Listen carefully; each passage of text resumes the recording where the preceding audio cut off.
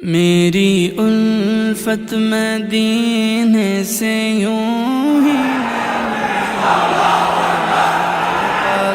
रोज़ा मदीने में है, मैं मदीने की जानिब ना कैसे खींचूं, मैं मदीने की जानिब ना कैसे खींचूं, मेरा दीन और दुनिया मदीने में है, मेरी उल्फत। আপনাকে নর্থ সাউথ ইউনিভার্সিটিতে স্বাগতম। দয়া করে আমাদের বাবা মাদের উপদেশ দিন যেন আমাদের দ্রুত বিয়ে দিয়ে পবিত্র জীবন যাপনের সুযোগ করে দেয়।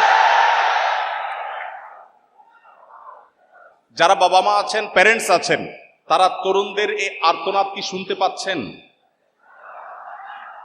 আমাকে অনুরোধ করা হয়েছে আপনাদের, বিশেষ করে শিক্ষার্থীদের নানা প্রশ্ন থাকে মনে, সেই প্রশ্নগুলোর উত্তর দেওয়ার জন্য। প্রশ্ন যে পরিমাণ এসেছে আমাদের কাছে সেটি হলো 9 শতাধিক। 9 শতাধিক প্রশ্নের উত্তর দেওয়ার জন্য আমার কমপক্ষে 9 দিন সময় প্রয়োজন। নর্থ সাউথ বিশ্ববিদ্যালয় এই ধরনের আয়োজনকে আপনি কিভাবে দেখছেন? আমি যদি নিজেকে পুরোপুরি বদলাতে চাই এবং আল্লাহর পথে চলতে চাই, তাহলে প্রথম পদক্ষেপ হিসাবে আমার কি কাজ করা উচিত এবং আল্লাহ কি আমার সব ভুল মাফ করবেন? দেখুন, 9 শতাধিক প্রশ্নের উল্লেখযোগ্য সংখ্যক প্রশ্ন এই রিলেটেড, অর্থাৎ আল্লাহ কি আমাকে মাফ করবেন? তরুণদের মধ্যে ট্রল এবং ব্যঙ্গ বিদ্রুপ করা, এটি আজকাল প্রতিষ্ঠিত কালচারে পরিণত হয়েছে। এ বিষয়ে ইসলাম কি বলে? যদি কেউ আজীবন অবিবাহিত বা চিরাকুমার থাকতে চায়, ইসলাম এ ব্যাপারে কি বলে? একদিকে বিয়ে করার জন্য তরুণদের আর্তনাদ, আবার অপর দিকে কেউ চিরাকুমার থাকতে চায়। আমাদের ক্যাম্পাস থেকে ইসলামোফোবিয়া কিভাবে দূর করা যেতে পারে? এক্ষেত্রে আমাদের করণীয় কি?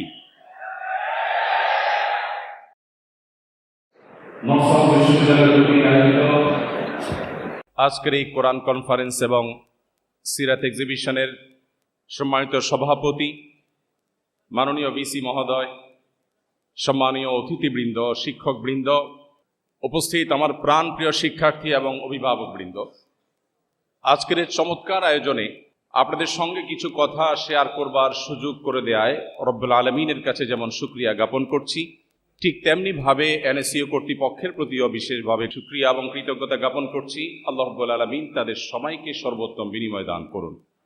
আমাকে অনুরোধ করা হয়েছে আপনাদের, বিশেষ করে শিক্ষার্থীদের নানা প্রশ্ন থাকে মনে, সেই প্রশ্নগুলোর উত্তর দেওয়ার জন্য। আমি আশা করেছিলাম যে হয়তো কিছু প্রশ্ন আসবে, সেটা যে পরিমাণে এত বেশি হবে সেটা আমি অবশ্য কল্পনা করিনি। প্রশ্ন যে পরিমাণ এসেছে আমাদের কাছে সেটি হলো 9 শতাধিক। 9 শতাধিক প্রশ্নের উত্তর দেওয়ার জন্য আমার কমপক্ষে 9 দিন সময় প্রয়োজন। তো সেই সময় নিশ্চয় আমাদের কারোর হাতেই নেই। এই জন্য আমরা খুবই অল্প সংখ্যক প্রশ্নের উত্তর দেব ইনশাআল্লাহ। সেই সাথে আপনাদের সঙ্গে একটি প্রতিশ্রুতি থাকবে আমার, সেটি হলো যে সমস্ত প্রশ্নের উত্তর দেওয়া একান্ত সময়ের স্বল্পতার কারণে সম্ভব হবে না, আমাদের প্রতি সপ্তাহে যে লাইভ অনুষ্ঠান হয়ে থাকে সেখানে ইনশাআল্লাহ ধারাবাহিকভাবে আমরা এই প্রশ্নগুলোর উত্তর দেওয়ার চেষ্টা করব। ওমা তৌফিক ইল্লা বিল্লাহ। আমি শুরুতে একটি বিশেষ কারণে আপনাদের সবাইকে, স্পেশালি আসুন্নাহ ফাউন্ডেশনের সঙ্গে এনএসইউর অনেক স্টুডেন্ট নানা সময় ইনভলভ থেকেছেন। 2024-এর বন্যায় দেশের বিভিন্ন গুরুত্বপূর্ণ জায়গাগুলোতে যখন প্লাবন হয়েছিল, তখন অন্যান্য মানুষদের সাথে এনএসইউর অনেক স্টুডেন্ট, অনেক অভিভাবক, এনএসইউর পরিবারের অনেক সদস্য আমাদের সঙ্গে ভলেন্টিয়ার হিসাবে আমাদের এই মহাকর্মযজ্ঞে সামিল হয়েছেন। সেজন্য আপনাদের সবাইকে অন্তঃস্থল থেকে আমি কৃতজ্ঞতা জ্ঞাপন করছি। সেই সাথে আজকের আয়োজনে আমি আপনাদেরকে একটি অনুরোধ জানিয়ে আমার প্রশ্নোত্তর সেশন আমি প্রবেশ করছি। সেই অনুরোধটি হলো, একটি 2-4-5 ঘন্টা ব্যাপী কোনো অনুষ্ঠানের মধ্য দিয়ে আসলে আমাদের ইসলাম সম্পর্কে পরিপূর্ণ ধারণা পরিষ্কার করা কিংবা আমাদের প্রয়োজনীয় মোটিভেশন নেওয়া, এটা মোটেও যথেষ্ট নয়। আমরা সেই দিনের অনুসারী, যে দিন শুধু কিছু আচার অনুষ্ঠান কিংবা কিছু আয়োজন কেন্দ্রিক নয়। আমরা সেই দিনের অনুসারী যে দিন আমাদেরকে জীবনের প্রতিটি পদক্ষেপে, জীবনের প্রতিটি মুহূর্তে, প্রত্যেকটি উঠা বসা, চলা ফেরা, রাত দিন, প্রতিটি মুহূর্তকে অত্যন্ত চমৎকারভাবে গাইডলাইন করা হয়েছে। সেই গাইডলাইন অনুসরণ করা, এটাই হলো ইসলাম অনুসরণ করা, ইসলাম অনুকরণ করা, ইসলাম পালন করা।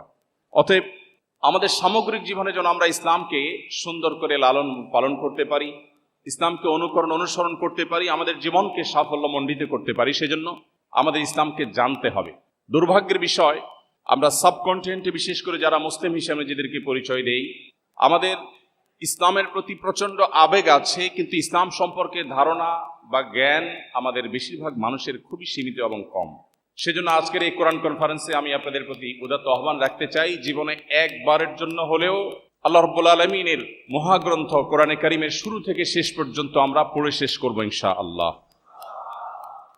দ্বিতীয়ত, আজকে যেহেতু কোরআন কনফারেন্সের পাশাপাশি একটি সিরাত এক্সিবিশন হয়েছে, চমৎকার আমি জানি, অতএব আমাদের জীবনকে আলোকিত করবার জন্য কোরআনে কারিমকে একবার পড়ে শেষ করার পাশাপাশি জীবনে কমপক্ষে একটি সিরাত গ্রন্থ, প্রিয় নবী সাল্লাল্লাহু আলাইহি সাল্লামের জীবনের শৈশব থেকে নিয়ে মৃত্যু পর্যন্ত তার জীবন সংগ্রাম, তার জীবন সাধনাকে জানবার আমরা চেষ্টা করব, অন্তত একটি সিরাত গ্রন্থ পাঠ করে ইনশাআল্লাহ।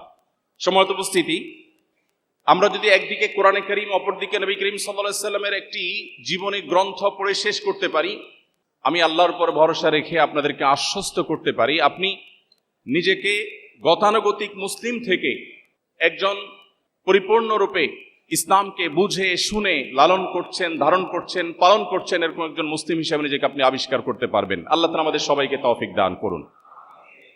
এই আহ্বান আপনাদের প্রতি রেখে আমি আপনাদের প্রশ্নোত্তরের পালায় প্রবেশ করছি এবং প্রশ্নোত্তরের মাধ্যমে ইনশাআল্লাহ আমি কিছু কথা আপনাদের সঙ্গে শেয়ার করব। শুরুতে যে প্রশ্নটি আমি দেখতে পাচ্ছি সেটি হলো, একজন ব্যক্তির পরিপূর্ণতার জন্য ধর্ম কতটা গুরুত্বপূর্ণ? আমাদের জীবনের লক্ষ্য বা উদ্দেশ্য নিশ্চয়ই শুধুমাত্র খেয়ে পরে ঘুমিয়ে কাটানো হতে পারে না। কি বলেন, হতে পারে? একজন মানুষের জীবনের লক্ষ্য উদ্দেশ্য কি শুধু খেয়ে পরে ঘুমিয়ে কাটানো?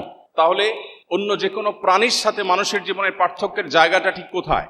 আপনার আমার জীবনের লক্ষ্য বা উদ্দেশ্য একমাত্র আপনাকে বাতলে দিতে পারে আল্লাহর কালাম কোরআনে কারিম। এই জন্য একজন মানুষের জীবনের লক্ষ্য বা উদ্দেশ্য যদি তিনি জানতে চান, তিনি যদি তার চূড়ান্ত লক্ষ্য স্থির করতে চান, আবিষ্কার করতে চান, তাহলে তাকে অবশ্যই কোরআনের ছায়াতলে আসতে হবে, দ্বীনের ছায়াতলে আসতে হবে। আল্লাহর দ্বীন এবং কোরআনে কারিম পরিষ্কারভাবে মানুষের জীবনের লক্ষ্য বিভিন্ন পাতায় পাতায় কোরআনে আল্লাহ তাআলা উল্লেখ করেছেন। পৃথিবীর যত সভ্যতা আছে, যত সংস্কৃতি আছে, আমাদেরকে অনেক কিছু দিতে পারবে। মানুষ পৃথিবীতে কেন এসেছে, কোথা থেকে এসেছে, কোথায় ব্যাক করে যাচ্ছে, কালের গর্ভে হারিয়ে যাচ্ছে, তার পরের পরিণতি ঠিক কোথায়, এ সম্পর্কে ধারণা দিতে পারে একমাত্র কোরআনে কারিম। এজন্য নিজের জীবনের লক্ষ্য জানবার প্রয়োজনে, নিজের চূড়ান্ত উদ্দেশ্য এটি স্থির করবার প্রয়োজনে আমাদেরকে দ্বীনের সামনে সমর্পণ করতে হয়। এছাড়া প্রকৃতিগতভাবে আল্লাহ রাব্বুল আলামিন মানুষকে সৃষ্টি করেছেন এমনভাবে, প্রত্যেকটা মানুষ জন্মগতভাবে, প্রকৃতিগতভাবে মহান রব্বুল আলামিনের কাছে নিজেকে সমর্পণ করবার চেষ্টা করে। এক মহান সত্তার কাছে নিজেকে সমর্পণ করা ছাড়া মানুষের আত্মা কখনো পরিপূর্ণ প্রশান্তি পায় না। মানুষের সুখে দুঃখে রব্বুল আলামিনের সঙ্গে সম্পৃক্ত হওয়ার প্রয়োজন প্রত্যেকটা মানুষ বাই নেচার অনুভব করে, প্রকৃতিগতভাবে মানুষ ফিল করে। অতএব এই অনুভবটা মানুষকে একমাত্র জাগাতে পারে এবং এই চাহিদা পূরণ করতে পারে আল্লাহর কালাম কোরআনে কারিম তথা দ্বীন। সম্মানিত উপস্থিতি, মানুষের নৈতিকতার চূড়ান্ত মানদণ্ড ঠিক করে দিতে পারে আল্লাহর দ্বীন কোরআনে কারিম। মানুষ যখন নিজে থেকে নিজের ভালো মন্দের মানদণ্ড ঠিক করে, তখন মানুষ তার প্রয়োজন অনুযায়ী মানদণ্ড ঠিক করে। রব্বুল আলামিন যখন মানুষের নৈতিকতার চূড়ান্ত মানদণ্ড ঠিক করে দেন, তখন সেটা কিয়ামত পর্যন্ত মানুষের জন্য অপরিবর্তিত থাকে, সেটা মানুষকে সঠিক পথে পরিচালিত করে এবং সর্বকালে সকল সমাজে, সকল সভ্যতায় সেটা রিলেভেন্ট থাকে এবং সেটার প্রয়োগ থাকে বাস্তবিক। আজ থেকে ১৫০০ বছর আগে মুহাম্মদ সাল্লাল্লাহু আলাইহি সাল্লাম আল্লাহর পক্ষ থেকে পাওয়া ওহীর ভিত্তিতে যে সমস্ত কথা বলে গেছেন, আজকের পৃথিবীর সাথে বহু সংকটের সাথে আমরা মেলালে দেখব সেগুলো যেন আজকের বাস্তবতা আল্লাহ তাআলা নাজিল করেছেন। আজকের পৃথিবী পরিবেশ বিপর্যয়ের শিকার। পরিবেশ বিপর্যয়ের শিকার হয়ে আমরা বৃক্ষরোপণের গুরুত্ব আরোপ করছি। আমরা পরিবেশ বিপর্যয়ের শিকার হয়ে পরিবেশ রক্ষা করবার গুরুত্ব আমরা বিভিন্নভাবে মানুষকে ব্যাখ্যা করছি। কিন্তু আজ থেকে প্রায় ১৫০০ বছর আগে, যখন পৃথিবীর পরিবেশ বিপর্যস্ত ছিল না, যখন ফ্যাক্টরি রেভলিউশন হয়নি, যখন কালো ধোঁয়ার কারণে মানুষের জীবন যাত্রা ব্যাহত হয়নি, ঠিক সেই সময়ের পৃথিবীতে মহানবী হযরত মুহাম্মদ সাল্লাল্লাহু আলাইহি সাল্লাম এমন কিছু দিক নির্দেশনা দিয়ে গেছেন যেগুলো আজকে প্রায় ১৫০০ বছর পরেও মনে হচ্ছে আজকের প্রেক্ষিতে তিনি দিয়ে গেছেন। তিনি একদিকে বৃক্ষরোপণের গুরুত্ব আরোপ করেছেন। তিনি বলেছেন, তোমাদের কারোর হাতে যদি গাছের কোনো চারা থাকে, অপরদিকে সে দেখতে ইসরাফিল সিংহে ফুৎকার দিতে যাচ্ছেন, সৃষ্টি জগতের সব ধ্বংস হয়ে যাবে, মহাপ্রলয়ের আয়োজন চলছে। এমতো পরিস্থিতিতেও যেন সে তার হাতে থাকা গাছের চারাটি রোপণ করে দেয়। ধ্বংসযজ্ঞ চলবে, মহাপ্রলয় সংগঠিত হবে, আমি এই চারা রোপণ করে কি লাভ হবে সেই চিন্তা না করে একজন মুসলিম তার হাতের চারা রোপণ করবে, এবং এই গাছ থেকে যদি কোনো মানুষ, কোনো প্রাণী, কোনো পোকামাকড়, কোনো কীটপতঙ্গ, কোনো পিপিলিকা, যে কোনো প্রাণী সেখান থেকে কোনো কিছু গ্রহণ করে, সেটা অক্সিজেন হতে পারে, খাবার হতে পারে, ছায়া হতে পারে, অন্য কোনো দিক থেকে উপকারিতা হতে পারে, আল্লাহ রাব্বুল আলামিন পরিষ্কারভাবে নবী সাল্লাল্লাহু আলাইহি ওয়াসাল্লামের হাদিস বলছে, ওই ব্যক্তি যিনি গাছ রোপণ করেছেন তাকে মানুষ, অন্যান্য প্রাণীদের যত উপকার হবে এই বৃক্ষরোপণের ফলে তার সবগুলোর সওয়াব আল্লাহ তাআলা তাকে দান করবেন। সম্মানিত উপস্থিতি, আজকের পৃথিবী নানা কারণে নারীদের অধিকার নিয়ে সোচ্চার, নারীদের প্রতি যে সমস্ত বৈষম্য হচ্ছে সে সমস্ত বৈষম্য দূর করবার জন্য, জুলুমমুক্ত পৃথিবী গড়বার জন্য আজ আমরা সোচ্চার। আমরা কি জানি ১৫০০ বছর আগে মহানবী মুহাম্মদ সাল্লাল্লাহু আলাইহি সাল্লাম যে কোরআন আল্লাহর কাছ থেকে আমাদেরকে এনে দিয়েছেন, সেই কোরআনে শুধুমাত্র নারীদের সূরা নামে সূরাতুন নিসা নামে একটা বিশাল বড় সূরা আলাদা স্বতন্ত্র আল্লাহ তাআলা নাজিল করেছেন। আমরা কি জানি মুহাম্মদ সাল্লাল্লাহু আলাইহি সাল্লাম সহ বেশিরভাগ নবী রাসূলকে আল্লাহ তাআলা কোনো পুত্র সন্তানের বাবা করেন নাই, কন্যা সন্তানের বাবা করেছেন। ইমাম মালিক রাহমাতুল্লাহ আলাইহি তিনি বলেছেন, আল আম্বিয়া ওয়া আবুল বানাত, বেশিরভাগ নবী রাসূলদেরকে দেখা যায় তারা বেশিরভাগই ছিলেন কন্যাদের বাবা, ছেলেদের বাবা নয়। নবীজি সাল্লাল্লাহু আলাইহি সাল্লাম বলেছেন, কোন বাবা মা যদি কোনো কন্যা সন্তানকে, দুটি কন্যা সন্তানকে সঠিকভাবে লালন পালন করে, কোনো বৈষম্য না করে, অবিচার না করে, জুলুম না করে, তাদেরকে সঠিক দিশা দেয়, আল্লাহ রাব্বুল আলামিন ওই বাবা মাকে জান্নাতে নিবেন, তার গ্যারান্টি এবং দায়িত্ব নবী সাল্লাল্লাহু আলাইহি সাল্লাম নিয়েছেন। সম্মানিত উপস্থিতি, আজকের পৃথিবী যে সমস্ত সংকট দেখছে, আমরা ঢাকায় বসবাস করি, ঢাকায় ফুটপাত দখলের এক মহোৎসব সব সময় চলতে থাকে আমরা জানি। আমরা রাস্তাঘাট দখল করার যে সমস্ত মহড়া দেখি, সেগুলো দেখে প্রত্যেকটা মানুষ ত্যক্ত বিরক্ত। 1400 বছর আগের মক্কায় কয়েকশো বা কয়েক হাজার মানুষের বসবাস ছিল। মরুভূমির এই বিশাল দেশে রাস্তায় কখনো যানজট হতে পারে সেই চিন্তাও মানুষের ছিল না। তিনি সেই সময় বলেছেন, ইয়াকুমুল জুলুসা আলাত তারিক, খবরদার কেউ রাস্তা দখল করে বসবে না। আপনি যদি কিয়ামত পর্যন্ত মানবতার প্রতিটি সংকটের সমাধান চান, তাহলে সেই সমাধানের সূত্র খুঁজে পাবেন কোরআনে এবং নবী সাল্লাল্লাহু আলাইহি সাল্লামের হাদিসে। এজন্যই একজন মানুষের জীবনে ধর্ম, একজন মানুষের জীবনে আরো স্পেসিফিকলি বললে শুধু ধর্ম নয়, প্রচলিত অর্থে ধর্ম নয়, বরং দ্বীন অত্যন্ত গুরুত্বপূর্ণ। দ্বীন ছাড়া আমরা কেউ আমাদের জীবনের লক্ষ্য, আমাদের জীবনের মূল উদ্দেশ্য, আমরা কেন এসেছি, আমরা কেন খেয়ে পরে বেঁচে থাকি, আমাদের জীবনের এই লক্ষ্য আমরা স্থির করতে পারবো না। সম্মানিত উপস্থিতি, আল্লাহ রাব্বুল আলামিনের কাছে একমাত্র মনোনীত দিন, আল্লাহ বলেছেন, ইন্নাদ দীনা ইনদাল্লাহিল ইসলাম, আল্লাহর কাছে একমাত্র মনোনীত দিন ইসলাম।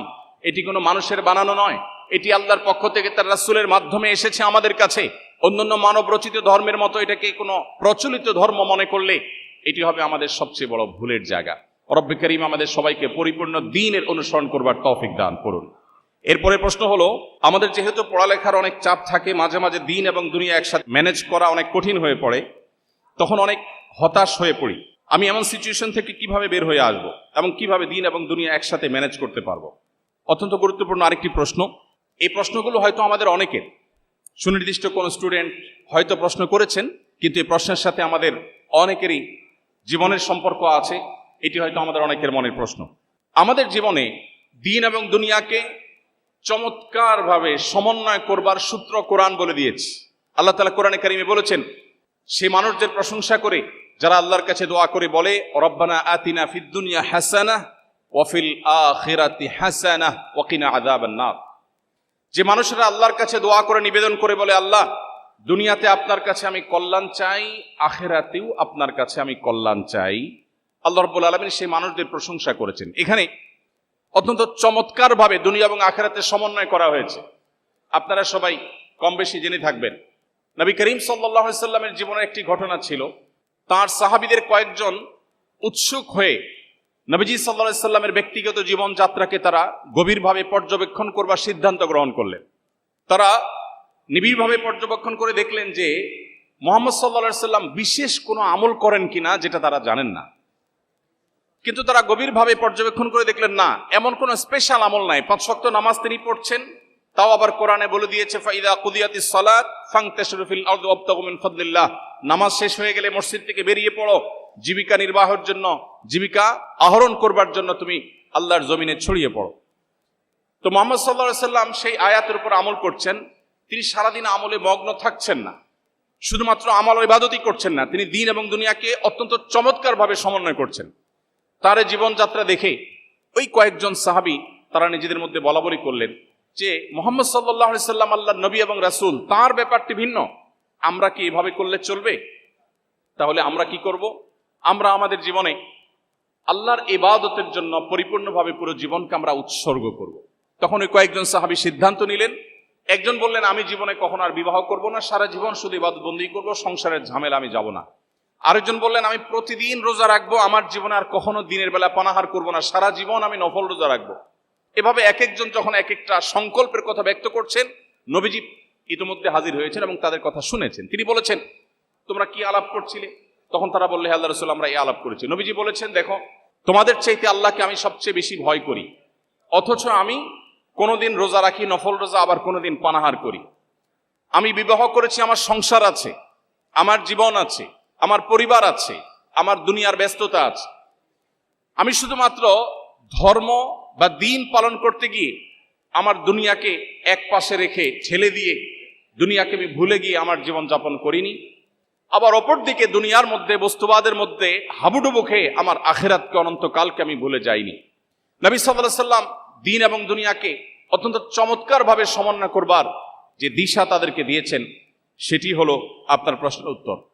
অর্থাৎ আমরা যদি মুহাম্মদ সাল্লাল্লাহু আলাইহি সাল্লামকে পরিপূর্ণভাবে অনুসরণ করি, আমরা যদি কোরআনের পাতা খুলে আমাদের জীবনের গাইডলাইন গ্রহণ করি, তাহলে ইনশাআল্লাহ তাআলা আমাদের জীবনে অনাস্থা, হতাশা, বিশেষ করে আজকে ঘরে ঘরে ডিপ্রেশন, গত কয়েক বছরে বিশেষ করে কোভিড-19 সময় আমাদের তরুণদের মধ্যে, বিশ্ববিদ্যালয় পড়ুয়া শিক্ষার্থীদের মধ্যে প্রচুর পরিমাণ ফ্রাস্ট্রেশন, প্রচুর পরিমাণ হতাশা, প্রচুর পরিমাণে আত্মবিশ্বাসের অভাব দেখা দিয়েছে।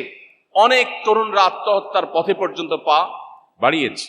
সম্মানিত উপস্থিতি, আপনি যদি আপনার জীবনের লক্ষ্য খুঁজে পেতে চান, আপনি যদি মানসিক প্রশান্তি চান, আল্লাহ বলেছেন, আলা বিযিকরিল্লাহি তাতমাইন্নুল কুলুব। তুমি যদি আল্লাহকে স্মরণ করতে পারো, তুমি যদি আল্লাহকে স্মরণে রাখতে পারো, তাহলে এটা তোমার অন্তরকে প্রশান্ত করবে। অতএব আপনার হতাশা দূরের জন্য আপনি কোরআন এক হাতে তুলে নিন, অপর হাতে সিরাতে রাসূল তুলে নিন, ইনশাআল্লাহ আপনার হতাশা আল্লাহ তাআলা দূর করবেন। এরপরে প্রশ্ন হলো, এই ফিতনা সংকুল সময় আমরা কিভাবে আমাদের ঈমান মজবুত ও অটুট রাখতে পারি? কিয়ামতের আগে পৃথিবীতে এমন একটা পরিবেশ আসবে, জ্বলন্ত কয়লা হাতে রাখা যত কঠিন হবে, মানুষের জন্য ঈমান বক্ষে ধারণ করে রাখা সেরকম কঠিন হবে। আজকে পৃথিবীর যেদিকে তাকাবেন আপনি দেখবেন ইসলামোফোবিয়া, চতুর্দিকে আপনি দেখবেন ইসলামের প্রতি ভীতি ছড়ানো হচ্ছে। মানুষ দিন পরিপালন করবে, দিন প্রতিপালন করবে, তার দিনকে অনুসরণ করবে, আল্লাহর দাসত্ব করবে, এটা আজকের পৃথিবীতে সবচেয়ে কঠিন এবং সবচেয়ে বাধা দেওয়া হয় এমন একটি বিষয়ে পরিণত হয়েছে। অতএব এটাকে বলা হয় ফিতনা সংকুল সময়। আপনি চান ভালো পথে চলতে, কিন্তু চলতে পারেন না। আপনি চান জান্নাতের পথে যেতে, কিন্তু জান্নাতের পথে এবং জাহান্নামের পথে এমন এমন কাটা বিছানো আছে যে আপনার জন্য সেটা অতিক্রম করা কঠিন। সময়ত উপস্থিতি, এই ফিতনা সংকুল সময় ঈমানকে মজবুত করবার জন্য একদিকে আমাদের কোরআন এবং সুন্নাহকে আঁকড়ে ধরতে হবে, অপরদিকে আমাদেরকে একটি দ্বীনি এনভায়রনমেন্টের মধ্যে নিজেদেরকে রাখতে হবে, এবং তৃতীয়ত আমাদেরকে আল্লাহর কাছে দোয়া করতে হবে, রব্বানা লা তুযিগ কুলুবানা বা'দা ইয হাদাইতানা ওয়া হাব লানা মিন লাদুনকা রাহমাহ ইন্নাকা আনতাল ওয়াহ্হাব। হে আল্লাহ, আপনি আমাকে হেদায়েত দেওয়ার পর আর আমাকে পথভ্রষ্ট করবেন না, আমাকে হেদায়েতের উপর অটল রাখুন। রব্বে করিমের কাছে আমাদের দোয়া অনবরত অব্যাহত রাখতে হবে। এরপরে প্রশ্ন হলো, ওযু ছাড়া ইস্তিগফার ও দুরূদ পড়া যাবে কিনা? আল্লাহ রাব্বুল আলামিন যে বিষয়গুলো মানুষের জন্য সবচাইতে আবশ্যক, যেটা ছাড়া মানুষ তার ঈমানকে ধরে রাখা, আল্লাহর সাথে কানেকশনকে ধরে রাখা কঠিন, সে বিষয়গুলোকে আল্লাহ তাআলা সহজ করে দিয়েছেন। এর মধ্যে একটা হলো ইস্তিগফার এবং যে কোনো তাসবিহ এবং দোয়া। একজন ঈমানদার প্রতিটা মুহূর্তে আল্লাহর কাছে দোয়া করার মুখাপেক্ষী। নবীজি সাল্লাল্লাহু আলাইহি সাল্লাম বলেছেন, কোন ব্যক্তি তার জুতার ফিতা যদি ছিঁড়ে যায়, খুব ছোট একটা বিষয়, মাইনর একটি বিষয়, যেটি সে চাইলেই খুব সহজেই সমাধান করতে পারে, এই মুহূর্তেও সে যেন আল্লাহর কাছে দোয়া করে, আল্লাহ, এটাও একটা বিপদ, হতে পারে ছোট, আপনি আমার বিপদ থেকে রক্ষা করুন। তো প্রতি মুহূর্তে যেহেতু আমাদের দোয়া করতে হয়, এই জন্য দোয়ার জন্য অজু শর্ত নয়, কারণ প্রত্যেকবার অজু করে দোয়া করা এটা আমাদের জন্য কঠিন হবে। এই জন্য আল্লাহ তাআলা দোয়ার জন্য অজুর কোনো শর্ত রাখেননি। একজন ইমানদার বিনা অজুতে এবং যেই কোনো মুহূর্তে, এমনকি গোসল ফরজ হলেও ওই মুহূর্তে একজন ইমানদার আল্লাহর কাছে দোয়া নিবেদন করতে পারেন, ইস্তিগফার করতে পারেন, তাসবিহ তাহলিল পড়তে পারেন এবং দুরূদ পাঠ করতে পারেন। অতএব আমরা যে কোনো মুহূর্তে এই আমলগুলো করতে পারি, বিশেষ করে যখন আমরা পবিত্র জায়গায় থাকব। শারীরিকভাবে অপবিত্র হলেও এই আমলগুলো করা যাবে। এরপরে প্রশ্ন হলো, আমি জানি যে আমি যা করেছি তা ভুল এবং আমি আন্তরিকভাবে তওবা করি এবং আল্লাহর কাছে ক্ষমা চাই, কিন্তু কিছু সময় পর আমি আবার একই ভুলে পতিত হই, এরপর দোষবোধ ও আল্লাহ থেকে বিচ্ছিন্নতা অনুভূত হয়। আমি কিভাবে এই চক্র ভাঙতে পারি এবং সত্যিকারে নিজেকে নিয়ন্ত্রণ করতে পারি যাতে একই পাপ বারবার না করি? এই প্রশ্ন আমার মনে হয় আমাদের কম বেশি সবারই। কি বলেন, এই প্রশ্নের বাইরে কেউ আছেন? আমরা কি কেউ গুনাহমুক্ত আছি? আমরা কি কেউ পাপ মুক্ত আছি? প্রতি মুহূর্তে আমাদের গুনাহ হচ্ছে। যিনি প্রশ্ন করেছেন আমি তাকে অ্যাপ্রিসিয়েট করছি, কারণ একজন মানুষ গুনাহে লিপ্ত হওয়ার পর তার মধ্যে যে অপরাধ বোধ জাগ্রত হয়, তার মধ্যে যে আল্লাহর সামনে জবাবদিহি করার বোধ জাগ্রত হয়, এটাই হলো মানুষের জীবনের সবচেয়ে বড় মূল্যবান সম্পদ। একজন ইমানদারের জীবনের সবচেয়ে ভালো জিনিস হলো এটি। এই অনুশোচনা, এটাই হলো তওবার মূল সূত্র। কোরআনে কারিমে আল্লাহ রাব্বুল আলামিন বলেছেন, পরিষ্কারভাবে আল্লাহ তাআলা ঘোষণা দিয়েছেন, লা তাকনাতু মির রাহমাতিল্লাহ। আমাদের অনেক তরুণ বন্ধুরা আছেন, জীবনে অনেক পাপাচার করেছেন, অনেক ব্যভিচার লিপ্ত হয়েছেন, মাদকে হাত বাড়িয়েছেন, অনেক অন্যায় করেছেন, অনেক নামাজ নষ্ট করেছেন, অনেক জিনা করেছেন, অনেক চোখের গুনাহ করেছেন, মনের গুনাহ করেছেন, আল্লাহর সাথে সম্পর্ককে অনেক দূরে ঠেলে দিয়েছেন, শয়তানকে খুশি করে ফেলেছেন। তিনি অনুভব করছেন তিনি আল্লাহর রহমত থেকে অনেক দূরে সরে গেছেন, যেমনটি প্রশ্নকর্তা লিখেছেন।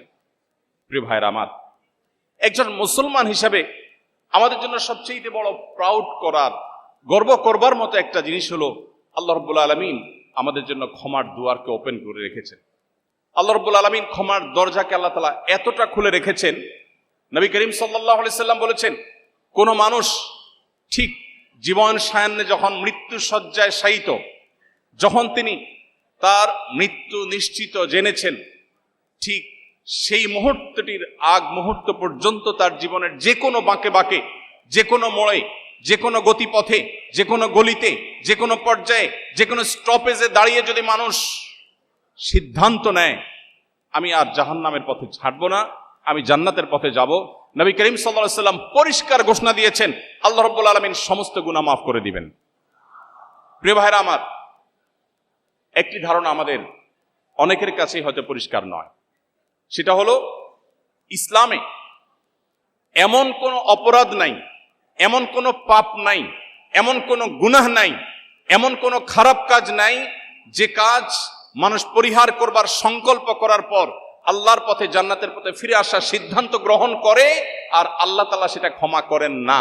ক্ষমার অযোগ্য পাপ বলতে আল্লাহর কাছে কোনো অপরাধ নাই। প্রিয় ভাইরা আমার, পৃথিবীতে প্রচলিত যে ধর্মগুলো আছে, কোন কোন ধর্মের মানুষ মনে করে মানুষ যত পাপ করুক কোনো অসুবিধা নাই, সেই ধর্মের নবী সমস্ত পাপ সবগুলো আল্লাহর কাছ থেকে মোচন করিয়ে নেবেন, ফলে তাদের কোনো তওবা করতে হয় না।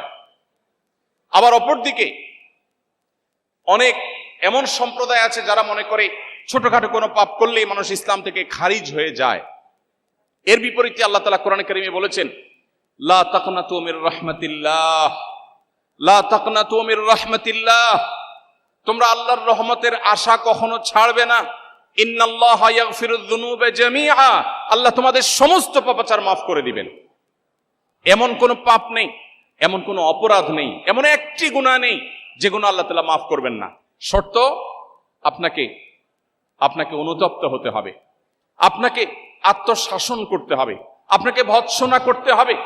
ইমানদারের সবচেয়ে বড় অ্যাডভান্টেজের জায়গাই হলো এটা। ইমানদার জীবনের যে কোনো মুহূর্তেই তার জীবনকে ঘোরাতে পারে, তার জীবনকে পরিবর্তন করতে পারে। শুধু একটি সিদ্ধান্ত গ্রহণ করতে হবে, আমি আর জাহান্নামের পথে চলবো না, নাফরমানি করব না, আমি আল্লাহর পথে চলবো। আমি আগের সমস্ত কাজের জন্য লজ্জিত, অনুতপ্ত এবং সংকল্প করলাম আর করব না।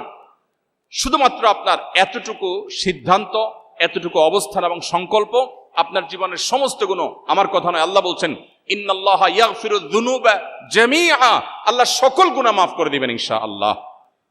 অতএব যে সমস্ত বন্ধুরা বিভিন্ন পাপাচারের কারণে নিরাশ হয়ে গেছেন, আল্লাহর রহমতের আশা ছেড়ে দিয়েছেন, আল্লাহ ডাকছেন তার রহমতের কোলে, এরপরেও যদি আপনি মনে করেন আপনার গুনাহ মাফ হওয়ার নয়, তাহলে মনে রাখবেন শয়তান আপনাকে ধোঁকা দিচ্ছে। আপনারা সবাই নিশ্চয়ই শুনে থাকবেন, ইসলাম বিশ্ববিদ্যালয় কুষ্টিয়ার একজন প্রফেসর ছিলেন ডক্টর খন্দকার আব্দুল্লাহ জাহাঙ্গীর রাহিমাহুল্লাহ, নাম শুনেছেন না স্যারের? আব্দুল্লাহ জাহাঙ্গীর রাহিমাহুল্লাহ বলতেন, শয়তানের সবচেয়ে বড় অস্ত্র, শয়তানের সবচেয়ে বড় হাতিয়ার হলো মানুষকে নিরাশ করে দেওয়া, মানুষকে আশাহত করে দেওয়া। নবী রাসূলদের কাজ ছিল মানুষকে আশাবাদী করে তোলা। একজন ইমানদার তার জীবনে যে কোনো মুহূর্তে তওবা করবে, জীবন পরিবর্তন করবার সিদ্ধান্ত করবে, নিবে, আল্লাহ তাআলা তাকে মাফ করবেন। আমরা সিদ্ধান্ত নেব তো ইনশাআল্লাহ? সবাই তওবা করবো তো ইনশাআল্লাহ? আল্লাহ আমাদের সবাইকে আপনি জাহান্নামমুখী যাত্রা পরিহার করে জান্নাতমুখী যাত্রায় আসার তৌফিক দান করুন। এরপরে প্রশ্ন হলো, এই আধুনিক বিশ্বে একজন নারী কিভাবে ইসলামের অনুশীলন সঠিকভাবে করতে পারে? প্রিয় ভাইরা আমার, একজন নারী যিনি নিজে মুসলিম পরিচয় দেন, আল্লাহর দাসত্বকে তিনি স্বীকার করেছেন, তিনি আধুনিক পৃথিবী শুধু নয়, কিয়ামত পর্যন্ত পৃথিবী উন্নতির যত শিখরে পৌঁছাবে না কেন, পৃথিবীর প্রত্যেকটা ক্ষেত্রে তিনি পরিপূর্ণভাবে ইসলাম প্র্যাকটিস করে তার অবদান রাখবার সুযোগ আছে।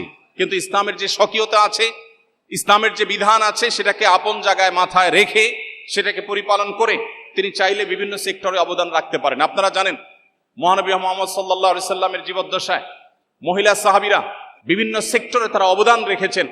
তারা পর্দার মধ্যে থেকে, শরিয়ার বিধানের মধ্যে থেকে তারা কিন্তু সমাজে বিভিন্ন রকম অবদান রেখেছেন। কিন্তু তাকে একজন মুসলিম নারী হিসাবে ইসলাম যে আইডেন্টিটি দিয়েছে সেটাকে ধারণ করতে হবে। আজকের পৃথিবীতে আমরা দেখি আমাদের বোনরা, আমার কথা আমাদের বোনরা অনেকে শুনছেন নিশ্চয়ই, অনেক বোনরা আছেন যারা নিজেদেরকে পুরুষের মতো করবার চেষ্টা করেন। একজন নারী তিনি যদি তার নিজেকে পুরুষের মতো করবার চেষ্টা করেন, এটা কি তার জন্য খুব সম্মানের? আপনি যদি একজন নারী হয়ে আপনি মনে করেন আপনাকে পুরুষের মতো হতে হবে, তার মানে আপনি নারী হিসাবে আপনি প্রাউড ফিল করছেন না, আপনি আপনার নারীত্ব নিয়ে আপনি অপমান বোধ করছেন। এটা তো জাহিলি যুগের মানুষের কালচার ছিল। আল্লাহ কোরআনে বলেছেন, ওয়াইদা বুশরা আহাদুহুম বিল উনসা যাল্লা ওয়াজহুহু মুসওয়াদ্দান ওয়া হুয়া কাযীম। জাহিলি যুগের মানুষদের, সেই আইয়ামে জাহিলিয়াতের বর্বরতার যুগের সময়ের মানুষকে যখন বলা হতো তোমার কন্যা সন্তান হয়েছে, তখন তাদের মুখ কালো হয়ে যেত। ইয়াতাওয়ারা মিনাল কওম, সে মুখ লুকালুকি করত। আল্লাহ তাআলা কোরআনে কারিমে সেটাকে পরিষ্কারভাবে কঠোর ভাষায় ভর্ৎসনা করেছেন।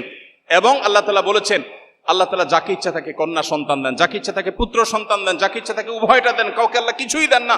এবং নবী রাসূলদেরকে আল্লাহ তাআলা কন্যা সন্তান দিয়েছেন এবং তাদেরকে বাঁচিয়ে রেখেছেন। অতএব একজন নারী তার মুসলিম আইডেন্টিটিকে সমুন্নত রেখে তিনি তার সমাজের বিভিন্ন সেক্টরে অবদান রাখবার সুযোগ আছে, কিন্তু মুসলিম আইডেন্টিটিটা তার সবচেয়ে গুরুত্বপূর্ণ বিষয়। এরপরে প্রশ্ন হলো, শিক্ষার্থীদের উপর কি হজ ফরজ হয়? শিক্ষার্থীদের উপরে হজ ফরজ কিনা?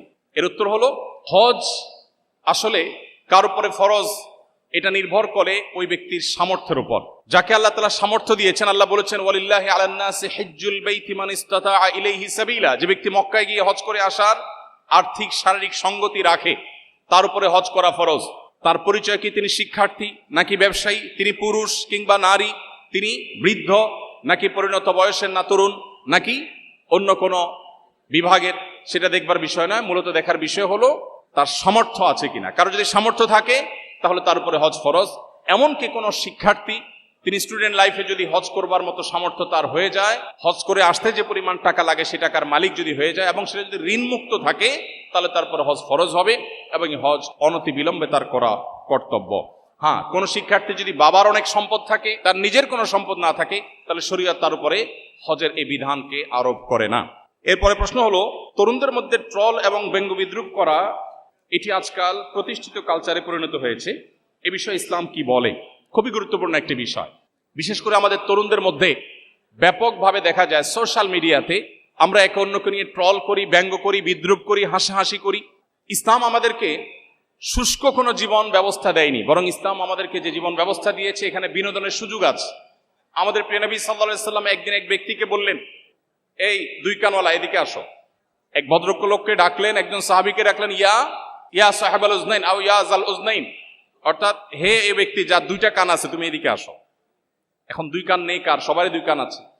এটা তার রসিকতা ছিল। নবী সাল্লাল্লাহু আলাইহি সাল্লামের জীবনে এরকম বহু রসিকতা করেছেন যেটা মানুষের মধ্যে হাস্যরস সৃষ্টি করেছে। এবং ইসলাম বিনোদনকে অ্যাপ্রিসিয়েট করে, অ্যালাউ করে। মানুষের বেঁচে থাকার জন্য বিনোদনের প্রয়োজন আছে, কিন্তু বিনোদনের নামে আপনি কাউকে নিয়ে ট্রল করা, কাউকে রোস্ট করা, কাউকে অপমান করা, কাউকে হেয় করা, এটা কোন অবস্থা ইসলাম এলাও করে না। আমরা অনেকে মনে করি আমরা তো দুষ্টমি করে করছি, অথচ দুষ্টমি করেও কিন্তু এই কাজগুলো ইসলাম কোনোভাবে করবার সুযোগ আমাদেরকে দেয়নি। এবং এইভাবে একটা সমাজে মানুষের মধ্যে অন্যের ক্ষতি করার বিষয়টি যে অপরাধ, সে ধারণায় আস্তে আস্তে বিলুপ্ত করে ফেলে। এই জন্য একজন মুসলিম তরুণ কোন অবস্থাতে কাউকে নিয়ে ট্রল, ব্যঙ্গ, বিদ্রুপ করতে পারেন না। আপনি কারো সমালোচনা করার প্রয়োজন হলে কোরআন সমালোচনার মূলনীতি বলে দিয়েছে, আপনি সমালোচনা করতে পারেন, গঠনমূলক আলোচনা করতে পারেন, কিন্তু কাউকে নিয়ে আপনি হাসির পাত্রে পরিণত করবেন, কাউকে অপমান অপদস্থ করবেন, এটা কি ইসলাম কোনো অবস্থাতে জায়েজ করেনি। অতএব একজন মুসলিম হিসাবে এটা আমাদেরকে খেয়াল রাখতে হবে। এরপরে প্রশ্ন হলো, জাগতিক পরজাগতিক ক্ষেত্রে উন্নতির জন্য এখনকার তরুণদের প্রতি আপনার পরামর্শ কি? এখনকার তরুণদের প্রতি আমার পরামর্শ হলো, বিশেষ করে আজকের এই কনফারেন্সে যারা উপস্থিত হয়েছেন, আপনাদের প্রতি আমাদের উদাত্ত আহ্বান হলো, আপনার জীবনে একবারের জন্য হলেও কোরআনে কারিমের দুটি সূরা, সূরা ইউসুফ এবং সূরা কাহাফ, সূরা ইউসুফ এবং সূরা কাহাফ, সূরা ইউসুফ 12 এবং 13 পারা, 2 পারা জুড়ে, আর সূরা কাহাফ 15 এবং 16 দুটো পারা জুড়ে দুটি সূরা। সূরা ইউসুফের মধ্যে আপনাকে কোরআনে কারিমে আল্লাহ তাআলা পরিষ্কারভাবে শিখিয়েছেন কিভাবে একজন তরুণ তার জীবনের প্রচন্ড লোভ, প্রচন্ড আকর্ষণ, প্রচন্ড অন্যায়ের প্রতি আগ্রহ, টান, এটি থাকার পরও সে নিজেকে আত্মরক্ষা করবে। ইউসুফ আলাইহিস সালামের নাম শুনেছেন না আপনারা? ইউসুফ আলাইহিস সালামের নাম শুনেছেন না? ইউসুফ আলাইহিস সালামের সামনে হারামের হাতছানি ছিল কি ছিল না? ইউসুফ আলাইহিস সালাম নিজেকে বাঁচিয়ে রেখেছেন, আত্মরক্ষা করেছেন। আল্লাহ রাব্বুল আলামিন কোরআনে কারিমে সেটা উল্লেখ করেছেন। ডক্টর খন্দকার আব্দুল্লাহ জাহাঙ্গীর রাহিমাহুল্লাহ আরেকটি উক্তি আপনাদের সঙ্গে শেয়ার করতে চাই। স্যার বলতেন, এ যুগে তরুণরা কেউ যদি গভীর রাতে উঠে তাহাজ্জুদের নামাজ পড়ে, কেউ যদি অনেক নফল নামাজ পড়ে, অনেক কোরআন তেলাওয়াত করে, অনেক চোখের পানি ফেলে, এর চাইতে বেশি গুরুত্বপূর্ণ হলো কোন তরুণ যদি তার চরিত্রকে কালিমা মুক্ত রাখতে পারে। নবী করিম সাল্লাল্লাহু আলাইহি সাল্লাম বলেছেন, কেউ যদি তার সম্ভ্রমকে রক্ষা করবার দায়িত্ব নিতে পারে, কেউ যদি তার মুখ এটা দিয়ে কোনো অন্যায়, গুনাহ, পাপাচার করবে না, মানুষের ক্ষতি করবে না, গালমন্দ করবে না, এটারও দায়িত্ব নিতে পারে, নবীজি বলেছেন আজমান লাহুল জান্নাহ, আমি তার জন্য জান্নাতের দায়িত্ব নিলাম। প্রিয় ভাইরা, তরুণদের জন্য এই কাজটা সবচেয়ে কঠিন কাজ। আজকে এমন একটা সমাজে আমরা বসবাস করছি যে চরিত্রে কোনো কালিমা লাগেনি, সে তারুণ্য আজ খুঁজে পাওয়া বড় কঠিন হয়ে গেছে, সোনার হরিণ হয়ে গেছে। অথচ কয়েকটি প্রশ্নের উত্তর দেওয়া ছাড়া একটা মানুষ কিয়ামতের দিন তার পা নাড়াতে পারবে না। এর ভিতরে একটা হলো তারুণ্যকে মানুষ কিভাবে কাটিয়েছে। আমাদের নবী করিম সাল্লাল্লাহু আলাইহি সাল্লাম তরুণদেরকে অনেক বেশি ভালোবাসতেন। একটি হাদিসও আমার জানা নেই যে হাদিসে নবী বৃদ্ধদেরকে সম্বোধন করেছেন আলাদা করে। দুটি হাদিসের কথা আমি জানি। একটি হলো নারী জাতিকে সম্বোধন করে বলেছেন ইয়া মাআশারান নিসা, হে নারীগণ। আরেকটা হলো যুবকদেরকে সম্বোধন করে নবীজি বলেছেন ইয়া মাআশারাস শাবাব, হে যুবকরা। এই দুটি সম্প্রদায়কে নবী সাল্লাল্লাহু আলাইহি সাল্লাম আলাদা করে অ্যাড্রেস করে অত্যন্ত আবেগ মাখা কণ্ঠে কিছু কথা বলেছেন। এর ভিতরে একটা হলো মান ইসতাতা মিনকুমুল বাআতা ফালিয়াতাজাওয়াজ, হে তরুণরা, তোমাদের মধ্যে যারা বিবাহ করবার সামর্থ্য রাখে সে যেন বিবাহ করে, আর এর মাধ্যমে সে তার চরিত্রকে হেফাজত করবে। আজ গোটা পৃথিবীতে যে মানব সভ্যতা টিকে আছে, এটা পরিবার ব্যবস্থাপনার মধ্য দিয়ে টিকে আছে। পৃথিবীর যে সমস্ত দেশগুলো বিবাহকে ডিনাই করেছে, যারা বিবাহ বহির্ভূত সম্পর্ককে অ্যাপ্রিসিয়েট করেছে, সেই দেশগুলোতে আজ মানুষের জন্মের হার এমন একটা ভয়াবহ পর্যায়ে গিয়ে পৌঁছেছে যে সংশ্লিষ্ট প্রায় প্রত্যেকটা উন্নত দেশ তাদের দেশের নাগরিকদেরকে প্রণোদনা দিয়ে, নানা রকমের ঘোষণা দিয়ে, নানা রকমের সুযোগ সুবিধা দিয়েও শিশু সন্তান জন্মের হার স্বাভাবিক করতে পারছে না। জার্মানির মতো দেশ বাহির থেকে, সিরিয়া থেকে রিফিউজিদেরকে ওয়েলকাম করছে, কারণ দেশ চালাবার জন্য পর্যাপ্ত মানুষ দেশে তৈরি হচ্ছে না। বৃদ্ধরা মারা যাচ্ছেন, তাদের জায়গাগুলো পূরণ হচ্ছে না, কারণ মানুষের জন্মের হার এটা পারিবারিক এই বন্ধনের মধ্য দিয়ে, বৈবাহিক সম্পর্কের মধ্য দিয়ে হয়। যে সমাজ বিবাহকে ডিনাই করেছে, বৈবাহিক সম্পর্ককে ডিনাই করেছে, সেই সমাজ নিশ্চিতভাবে এই ক্রাইসিসের মুখোমুখি হয়েছে, হচ্ছে এবং হবে। এজন্য একজন তরুণ তার জীবনকে, তার তারুণ্যকে গুনাহমুক্ত রাখা, জেনামুক্ত রাখা, এটা হলো সবচেয়ে বড় চ্যালেঞ্জের বিষয়। আল্লাহ আমাদের সবাইকে তৌফিক দান করুন। এরপরে প্রশ্ন হলো, আধুনিক প্রজন্মের জন্য উপযোগী এবং আমাদের সংশয় দূর করবে এরকম বইয়ের সাজেশন দিবেন প্লিজ। আমি শুধুমাত্র একটি বইয়ের কথা বলবো, সেটা হলো যেটা আমি শুরুতে বলেছি, কোরআনে কারীম। আপনাদের মধ্যে কে কে আছেন যে কোরআন কারীমের শুরু থেকে শেষ পর্যন্ত একবার অন্তত পড়ে দেখেছেন? যারা আছেন একটু হাত তোলাবেন। পড়েছেন আপনারা? মাশাআল্লাহ, ধন্যবাদ। অনেক মানুষ পড়েছেন দেখে আনন্দিত হলাম। যারা পড়েননি, কোরআন কারীমের শুরু থেকে শেষ পর্যন্ত একবার অর্থ সহকারে বুঝে পড়বেন, এরপরে সুযোগ থাকলে বারবার পড়বেন। কোরআন এমন একটা মহাগ্রন্থ, যেই মহাগ্রন্থ আপনাকে পৃথিবীতে কিয়ামত পর্যন্ত আসা মানুষকে যে কোনো সংকটে অত্যন্ত পরিষ্কার গাইডলাইন করবে, পথ দেখাবে। অতএব আমরা মনে করি যে আধুনিক সময়, আধুনিক প্রজন্মের জন্য অন্য কোনো বই বোধহয় উপযোগী। আমি বলবো কোরআন সবচেয়ে বেশি উপযোগী। সকল যুগে, সকল সমাজের জন্য সবচেয়ে পারফেক্ট বইয়ের নাম কোরআন কারীম। অতএব কোরআন আমাদেরকে পড়তে হবে। এরপরে প্রশ্ন হলো, পড়াশোনায় প্রোডাক্টিভিটি বাড়াতে কোন সুন্নাহ বিশেষভাবে পালনীয়? শুধু পড়াশোনা নয়, আমাদের পুরো জীবনে সামগ্রিকভাবে জীবনে যদি প্রোডাক্টিভিটি বাড়াতে চাই, জীবনে বরকত যদি আনতে চাই, দুটি সুন্নাহ আমল করতে হবে। কয়টি সুন্নাহ? দুটি। নাম্বার 1, আমাদের জীবনে রাতে তাড়াতাড়ি শোয়ার অভ্যাস করতে হবে। রাতে তাড়াতাড়ি শোয়া সুন্নাত, এটাকে আমরা জানি, অনেকে হয়তো জানি না। আম্মাজান আয়েশা বলেছেন, নবী করিম সাল্লাল্লাহু আলাইহি সাল্লাম এশার আগে কথা বলা, এশার আগে ঘুমানো এটা অপছন্দ করতেন, আর এশার পরে কথা বলা অপছন্দ করতেন। এই যে গভীর রাত পর্যন্ত আমরা জেগে থাকি, এটা নবী সাল্লাল্লাহু আলাইহি সাল্লামের আদর্শের পরিপন্থী। দুর্ভাগ্যজনক বাস্তবতা, পৃথিবীর পূর্ব থেকে পশ্চিম প্রত্যেকটা দেশে, প্রতিটা দেশ যারা নিজেদেরকে উন্নতির একটা ভালো পর্যায়ে নিয়ে গেছে, প্রত্যেকটা দেশে মানুষ সন্ধ্যার পরপর শুয়ে পড়ে, আমরা সবাই কম বেশি জেনে থাকবো, এবং সকালে ভোরে উঠে তারা কাজ শুরু করে। কিন্তু অবাক করা একটা ব্যাপার হলো, শুধু বাংলাদেশ নয়, প্রায় সব মুসলিম প্রধান দেশগুলোতে আমরা জানি যে গভীর রাত পর্যন্ত আমরা জেগে থাকি এবং সকালে ঘুমিয়ে থাকি। এই কালচার আমাদের সমাজে আছে না নাই? আছে। অথচ এটা হলো মানুষের জীবনে বরকত নষ্ট করার, প্রোডাক্টিভিটি নষ্ট করার সবচেয়ে বড় কারণগুলোর মধ্যে একটা। অতএব আমরা যদি রাতে তাড়াতাড়ি শোয়ার অভ্যাস করি এবং সকালে যদি ঘুমানোর অভ্যাস পরিত্যাগ করতে পারি, সকালে যদি কাজে যেতে পারি, ইনশাআল্লাহ জীবনে বরকত আসবে। নবীজি বলেছেন, আল্লাহুম্মা বারিক লি উম্মতি ফি বুকুরিহা, হে আল্লাহ আপনি আমার উম্মতের জন্য সকালের সময়টাতে বরকত দান করুন। এই জন্য সকালের সময়টা ঘুমিয়ে থাকার সময় নয়। এরপরে প্রশ্ন হলো, কোন প্রতিষ্ঠানে ইসলামের অবমাননা হলে বা এরূপ কিছু ঘটলে এর দায়ভার কি উক্ত প্রতিষ্ঠানের সকলের উপরে বর্তায়? কোরআনে কারীমে আল্লাহ রাব্বুল আলামিন 5 জায়গায় বলেছেন একটা কথা, 5 বার রিপিট করেছেন, সেটা হলো লা তাযরু ওয়াজরাতুন বিজরা উখরা। আল্লাহ রাব্বুল আলামিন কারোর পাপের বোঝা, একজনের পাপের বোঝা আরেকজনের উপরে চাপিয়ে দেন না। কেউ যদি কোনো পাপে লিপ্ত হয়, কেউ যদি কোনো অন্যায় লিপ্ত হয়, এর দায়ভার তার উপরে চাপানো হয়। সামগ্রিকভাবে সবার উপরে গণহারে দায় চাপানো, এটা ইসলামের বা কোরআনের শেখানো কোনো পদ্ধতি নয়। তবে কোনো অপরাধ যদি হয়, সে অপরাধের পেছনে যদি কারোর হাত থাকে, কেউ যদি সিস্টেমিক্যালি সে অপরাধটা তৈরি হতে সাহায্য করে, ভূমিকা রাখে, প্রশ্রয় দেয়, তাহলে যে যতটুকু দায়ী আল্লাহর কাছে তিনি ততটুকু জবাবদিহি করবেন এবং তাকে আল্লাহ তাআলা ততটুকু শাস্তির মুখোমুখি করবেন। কিন্তু কোনোভাবেই একটা অপরাধকে গণহারে সবার উপরে চাপিয়ে দেওয়ার এই কালচার ইসলাম বিশ্বাস করে না। এরপরে প্রশ্ন হলো, আপনাকে নর্থ সাউথ ইউনিভার্সিটিতে স্বাগতম। দয়া করে আমাদের বাবা মাদের উপদেশ দিন যেন আমাদের দ্রুত বিয়ে দিয়ে পবিত্র জীবন যাপনের সুযোগ করে দেয়। খুব কমন প্রশ্ন, এবং এটা অলমোস্ট সকল অনুষ্ঠানে, সকল প্রোগ্রামে আমাদের তরুণদের এই প্রশ্ন থাকে। এখানে অনেক বাবা মা আছেন, আমি জানি অভিভাবকরা আজকে আহত হয়েছেন এবং এই প্রোগ্রামে অংশগ্রহণ করেছেন। যারা বাবা মা আছেন, প্যারেন্টস আছেন, তারা তরুণদের এই আর্তনাদ কি শুনতে পাচ্ছেন? তরুণদের এই চিৎকার কি আপনারা শুনতে পাচ্ছেন? আমি আপনাদেরকে তরুণদের এই মনের ভাষাটা সিরিয়াসলি আপনাদেরকে পাঠ করার, অনুধাবন করার বিনীত অনুরোধ করতে চাই।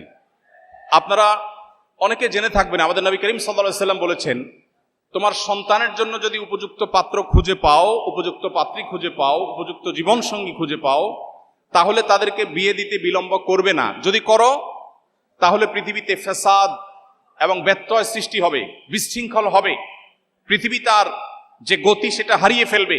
আজ পৃথিবীর প্রত্যেকটা উন্নত দেশে আপনি দেখবেন পৃথিবী তার গতি হারিয়ে ফেলেছে। যখন সে দেশগুলো একসময় জন্ম নিয়ন্ত্রণ করবার জন্য প্রণোদনা দিত, এখন সন্তান জন্মের জন্য একটা সন্তান দিলে এত ডলার, দুইটা সন্তান জন্ম দিলে এত বেশি ডলার, এত বেশি সুযোগ সুবিধা প্রত্যেকটা উন্নত দেশ দিচ্ছে। একটি উন্নত দেশ বাকি নেই যে এই সমস্যা তারা ফেস করছে না। মানুষের সন্তান জন্ম দেওয়ার যে টেন্ডেন্সি, এটা বৈবাহিক এই সম্পর্ক যদি না থাকে, পৃথিবী থেকে মানব সভ্যতা হারিয়ে যাবে। এই জন্য কোরআনে ইসলামী শরিয়ার যে দণ্ডবিধি রেখেছে এর মধ্যে সবচেয়ে কঠিন শাস্তি রেখেছে বিবাহ বহির্ভূত সম্পর্কের জন্য। কোনো বাবা মা তার সন্তানকে যদি সময় মতো বিবাহ দিতে গাফিলতি করেন, সন্তান যদি কোনো পাপাচারা লিপ্ত হয়, তার চরিত্র নষ্ট করে, তাহলে পৃথিবী তার গতি হারাবে, স্বাভাবিকত্ব হারাবে, মানুষের জন্মের হার এটা আস্তে আস্তে থমকে যাবে। মানুষ যখন অবৈধ পথে বিবাহ বহির্ভূত সম্পর্কে, হারাম সম্পর্কের মধ্য দিয়ে তার চাহিদাকে পূরণ করতে পারবে, বিবাহ করার আগ্রহ মানুষের কমে যাবে। পৃথিবীতে এই যে সংকট তৈরি হলো, সন্তান যে বিপদগামী হলো, এর জন্য বাবা মা অবশ্যই দায়ী হবেন, আল্লাহর কাছে তাদেরকে জবাবদিহি করতে হবে। যারা মুরব্বীরা আছেন, প্যারেন্টস যারা আছেন, বাবা মা যারা আছেন, আমি তাদেরকে বলতে চাই, আপনারা যখন এখনকার তরুণদের বয়সে ছিলেন তখন সোশ্যাল মিডিয়ার এই ভয়াবহতা, তখন আজকে যে সমস্ত ফিতনা আছে এই ফিতনাগুলো তখন এতটা ভয়াবহ ছিল না। এখন সন্তানদের সামনে হাজারো ফিতনার হাতছানি। অতএব সন্তানদের বিয়েদের ব্যাপারে বাবা মা আন্তরিক হতে হবে। সন্তান যখন হারাম সম্পর্ক করে, অনেক বাবা মা আছেন সেটাকে স্বাভাবিক মনে করেন। হারাম সম্পর্কই যদি করে, সেটা যদি আপনার কাছে স্বাভাবিক মনে হয়, তাকে বিয়ে দিতে সমস্যাটা কোথায়? হ্যাঁ, বিয়ে দিলে যদি মনে করেন যে এখন অসুবিধা, তাহলে উঠে আনার দরকার নেই, শুধু আগদ পড়ায় রেখে দেন, আগদ পড়ায় রেখে দেন, তাদের পারপাস সার্ভ হয়ে যাক, তারা হারাম সম্পর্ক থেকে বেঁচে যাক, তারা একজন জীবন সঙ্গীকে ঠিক করুন। দেখুন, গোটা পৃথিবীর সকল সভ্যতায় কোনো পুরুষ যদি কোনো নারীর সাথে অবৈধ সম্পর্ক করে, নিজের একজন স্ত্রী আছে, এই অবস্থায় যদি আরেকজন নারীর সাথে সম্পর্ক করে, সেটাকে কি ভালোভাবে দেখে না খারাপভাবে? পৃথিবীর কোন সমাজ কি এ ব্যাপারে ভিন্ন কোনো দৃষ্টিভঙ্গি রাখে না। ইসলাম এক কাঠি আরো এগিয়ে। ইসলাম বলে আপনি একজন তরুণ, আপনার জীবনে একজন জীবন সঙ্গিনী আল্লাহ তাআলা লিখে রেখেছেন, যার সঙ্গে আপনার বিয়ে হবে, যিনি আপনার স্ত্রী হবেন। আপনি যদি বিয়ের আগে আপনার আবেগ, আপনার ভালোবাসা অন্য কোনো মেয়ের সঙ্গে আপনি নিবেদন করেন, তাহলে আপনার যে হবু স্ত্রী, যার সঙ্গে আপনার সকল ভালোবাসা উজাড় করে দেওয়ার কথা ছিল, আপনি তার অধিকার নষ্ট করলেন না? আপনি এখন একজনকে বলছেন তোমাকে ভালোবাসি, তোমাকে ছাড়া বাঁচবো না, এরপরে যাকে বিয়ে করলেন একই কথা আপনি তার সাথে বলছেন। এর চেয়ে বড় মুনাফিকি, এর চেয়ে বড় কপটতা আর কি হতে পারে? একজন মানুষ তার জীবনের সমস্ত ভালোবাসা যদি জমিয়ে রাখে তার সে জীবন সঙ্গিনীর জন্য, এর চাইতে বুদ্ধিদীপ্ত সিদ্ধান্ত, এর চাইতে সঠিক সিদ্ধান্ত আর কি হতে পারে? এজন্য ইসলাম আমাদেরকে সময় মতো বিবাহ করতে বলে, এবং বাবা মাদের উপর এটা কর্তব্য। আল্লাহ কোরআনে বলেছেন, ওয়া আনকিহুল আয়ামা মিনকুম ওয়াস-সালিহিনা মিন ইবাদিকুম ওয়া ইমাইকুম, হে অভিভাবকেরা, তোমরা তোমাদের অধীনস্থদেরকে বিবাহ দাও, আল্লাহ নির্দেশ করছেন। অতএব এই নির্দেশকে যারা অবজ্ঞা করছেন, আজকাল একটা কথা প্রচলিত আছে, নিজের পায়ে দাঁড়াক আগে। হ্যাঁ, অবশ্য নিজের পায়ে দাঁড়াতে হবে। যুবকরা যারা ঠিক করে বেড়াচ্ছেন, আপনাদেরকে আমি বলছি, উপার্জন শুরু করে দেন। নিজে বাবার হোটেলে খাচ্ছেন, আবার বিয়ে করে বউ আনে তারেও বাবার হোটেলে খাওয়াবেন, এই অবিচার ইসলাম সমর্থন করে না। আপনি বিবাহ করবেন, আপনি উপার্জন শুরু করে দেন। আপনি বসে আছেন কেন? ছাত্র জীবনে উপার্জন করা যায়। আমি ছাত্র জীবনে উপার্জন শুরু করেছি, এবং একদিকে পড়াশোনা করতাম, অপরদিকে বাবার ফ্যামিলিতে সাপোর্ট দিতাম। আমাদের তরুণদের বড় অংশ তারা বসে বসে আড্ডা মেরে খেয়ে অভ্যস্ত, তারা কাজ করতে চায় না, শুধু হুজুরের কাছে চিরকুট লিখে দিবে, প্রশ্ন লিখে দিবে, হুজুর আব্বাকে বলেন বিয়ে করে দেখ। আপনার বাবা আপনাকে বিয়ে করে দিবে, কিন্তু বিয়ে করার জন্য আপনার স্ত্রীর মিনিমাম খরচ, মোহরের টাকা আপনাকে জোগাড় করতে হবে। চেষ্টা করবো তো ইনশাআল্লাহ? হারাম রিলেশনকে না করবো তো ইনশাআল্লাহ? ভাইরা আমার, আমরা সবাই জানি হারামে আরাম নাই না আছে? হারামে আরাম নাই, সবাই জানি তো। অতএব বিবাহ বহির্ভূত সম্পর্ক করে কোনোদিন মানুষ আরাম পেতে পারে না, মানসিক প্রশান্তি কখনো পেতে পারে না। যারা আমাদেরকে সারাদিন প্রেম ভালোবাসার ট্রেনিং দেয়, আছে না? সারাদিন প্রশিক্ষণ দেয় কিভাবে প্রেম ভালোবাসা করতে হবে, কিভাবে ধর্ম ডিঙ্গিয়ে যেতে হবে, বাবা মাকে ডিঙ্গিয়ে যেতে হবে, সমাজের বিরুদ্ধে যেতে হবে, তারপরেও তথাকথিত প্রেমকে জয় করতে হবে, এই ট্রেনিংগুলো দেয় না কিছু মানুষ? এদের জীবনে দেখবেন এক একজনের বিয়ে জীবনে 2টা 4টা 5টা 6টা বিয়ে, একটাও টিকে না। তারা আপনাকে যে প্রেম ভালোবাসার ট্রেনিং দেয়, তার নিজের জীবনে প্রেমের সফলতা তিনি খুঁজে পাচ্ছেন না। এই জন্য হারাম পথে নয়, আমাদের সমস্ত আবেগ ভালোবাসা সব উজাড় করে দিব হালাল পথে ইনশাআল্লাহ। আল্লাহ আমাদেরকে তৌফিক দান করুন। এরপরে প্রশ্ন হলো, নর্থ সাউথ বিশ্ববিদ্যালয় এই ধরনের আয়োজনকে আপনি কিভাবে দেখছেন? খুবই স্বাভাবিক একটি বিষয় আমি দেখছি, খুবই স্বাভাবিক। একটা মুসলিম অধ্যুষিত দেশে একটা বিশ্ববিদ্যালয়ে দ্বীনি আয়োজন হবে, বিষয়টা কি স্বাভাবিক না অস্বাভাবিক? খুবই স্বাভাবিক। বিশ্বাস করুন, আমার কাছে এটা খুবই স্বাভাবিক একটি বিষয় মনে হচ্ছে। গত 2 দিন কি 3 দিন আগের ঘটনা, ভারতে সফর করেছেন সম্ভবত রাশিয়ার প্রেসিডেন্ট, এবং ভারতের প্রধানমন্ত্রী রাশিয়ার সেই নেতাকে তাদের একটা হিন্দুদের একটা ধর্মগ্রন্থ উপহার দিয়েছেন। আপনারা দেখেছেন না পত্রপত্রিকায়?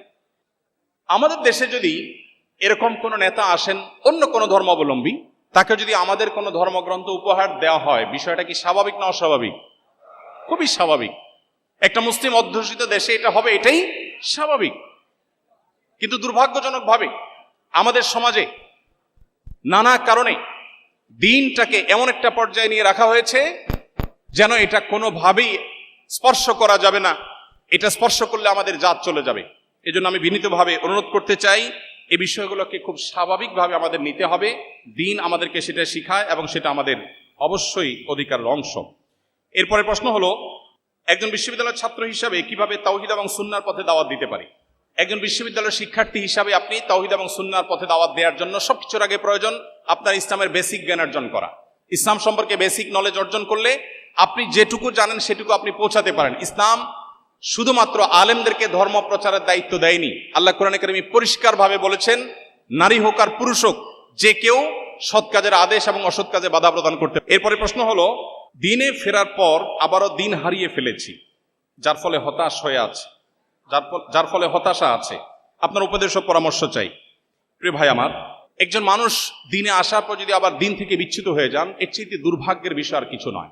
যিনি প্রশ্ন করেছেন তিনি নিজে বলছেন যে তিনি হতাশ হয়ে গেছেন, দিন থেকে আবার ব্যাক করেছেন, এজন্য হতাশ হয়ে গেছেন। এই জায়গাটাতে ভাববার যথেষ্ট সুযোগ আছে। একজন মানুষ প্রকৃতিগতভাবে মহান রব্বুল আলামিনের কাছে, সৃষ্টিকর্তার কাছে নিজেকে সমর্পণ করতে চায়, তার একান্ত মনের কথাগুলো কাউকে বলতে চায়। পৃথিবীর এমন কোনো মানুষ নাই যাকে সব কথা বলা যায়, যাকে সব সময় কথা বলা যায়, যার কাছে সবকিছু সঁপে দেওয়া যায়। এরকম কোনো মানুষ আল্লাহ তাআলা সৃষ্টি করেন না পৃথিবীতে, একজনও না। সেটা আপনার স্ত্রীও না, আপনার মাও না, আপনার বাবাও না, আপনার কোনো বন্ধু না। আপনার জীবনে এমন বহু মুহূর্ত আছে যে মুহূর্তে একান্তে আপনার মনের কথাগুলো বলতে হয়। আল্লাহর কসম, সেটা আল্লাহ রাব্বুল আলামিন ছাড়া আর কোনো সৃষ্টি জগতের আর কোনো সদস্য, আর কোনো সত্তা কেউ নেই। এজন্য আপনার জীবনে যে হতাশা বিরাজ করছে, আমি আল্লাহর উপরে ভরসা রেখে আপনাকে নিশ্চয়তা দিতে পারি, আপনি যদি আবার ইসলামে ব্যাক করেন, আল্লাহ তাআলা আপনার সে ব্যাক করাকে কবুল করবেন। বাবা মা বা পৃথিবীতে অনেক মানুষ একবার যদি কেউ বিপদগামী হয়ে যায় তাকে হয়তো ওয়েলকাম করে না, কিন্তু ইসলাম আমাদেরকে, কেউ যদি ভুল পথে চলে যায় আবার সে ফিরে আসতে চায়। আমি যেটা একটু আগে বলছিলাম, মৃত্যুর আগ মুহূর্ত পর্যন্ত তার জন্য সে দুয়ার খোলা থাকে। অতএব আপনি আবার ইসলামের ছায়াতলে আসুন, আবারও কোরআন হাতে তুলে নিন, আবারও হাদিস আপনি বুকে টেনে নিন, আবারও আপনি সিরাত ধারণ করুন।